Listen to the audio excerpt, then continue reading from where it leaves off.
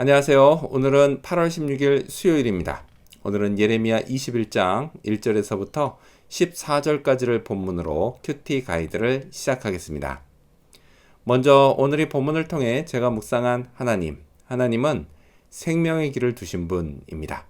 8절 말씀을 읽겠습니다.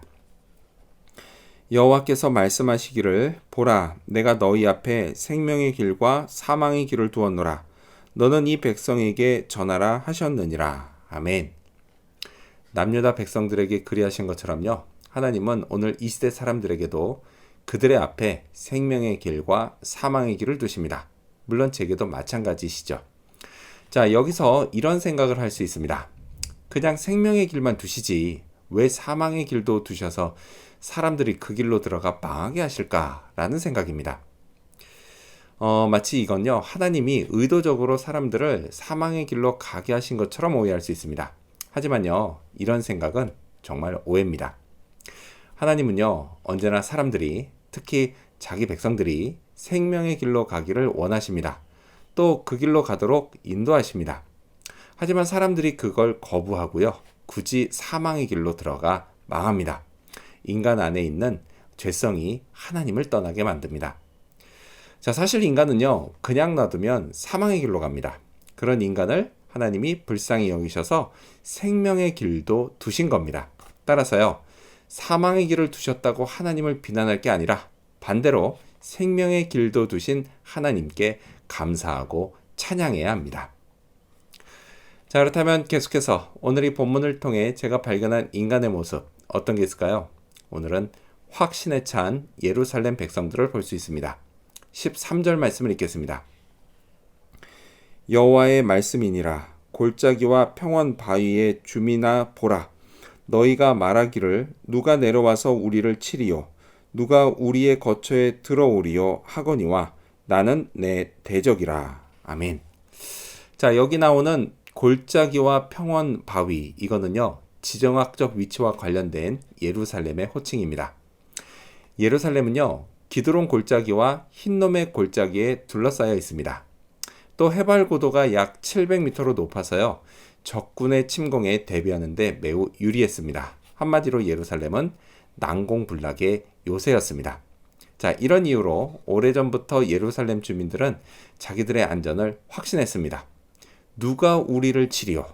누가 이 성 안에 쳐들어 오리요? 이렇게 확신에 차 있었습니다.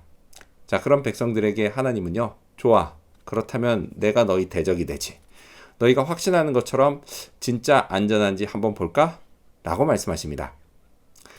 어릴 적에요, 저는 안전을 확신했습니다. 하지만 성장하면서 이 확신이 산산조각 났습니다. 인간이 아무리 대비를 잘해도 자연의 엄청난 힘 앞에 속절없이 무너지는 걸 자주 목격했기 때문입니다. 예루살렘은 결코 막을 수 없는 하나님의 심판이 예고되어 있었습니다. 이걸 막을 방법은 오직 하나입니다. 죄를 회개하고 다시 하나님께 돌아가는 것뿐입니다. 자, 그렇다면 끝으로 오늘 이 본문을 통해 나에게 주신 교훈이 뭘까요? 그건 하나님을 부리려고 하지 말자입니다. 2절 말씀을 읽겠습니다. 바벨론의 느부갓네살 왕이 우리를 치니 청하건대 너는 우리를 위하여 여호와께 간구하라. 여호와께서 혹시 그의 모든 기적으로 우리를 도와 행하시면 그가 우리를 떠나리라 하니.